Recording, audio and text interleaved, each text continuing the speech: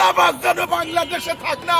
এই দেশে চাঁদা হয়, এই চাঁদা বিদেশ যায়। সকালবেলা ভাই আমি একটা যাত্রী নিয়ে অ্যাপসে আফতাবনগর থেকে সদরঘাটে আসছি।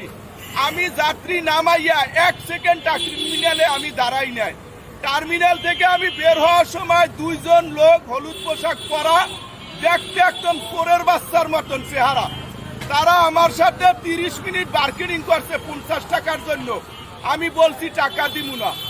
এর মধ্যে একটা ঘটনা হইলো, আমি 3 দিন যাবত গাড়ি চালাই না, আমার টাকা পয়সার সমস্যা। আমার যাত্রী আমাকে অ্যাপসে 524 টাকা পে করছে। আমি ওগো টাকা কেন দিব? এখানে তো আমি টার্মিনালে গাড়ি রাখি নাই। দেশবাসী এটা দেখবেন, এই টার্মিনাল কোন সরকার লিজ দিয়েছে, কত টাকায় লিজ দিয়েছে, এই বাচ্চারা কার জন্ম, ওদেরকে একটু এই দেশ যেন দেখে, ওদেরকে মুসির চেয়ে খারাপ দেখায়। এবং আমি ভবিষ্যতে এই দেশে চাই কোন চাঁদাবাজ যেন থাকে না।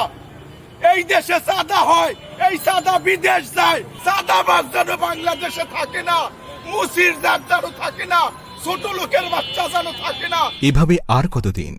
ভোট দিন পরিবর্তনের পক্ষে, ভোট দিন ন্যায় ইনসাফের পক্ষে।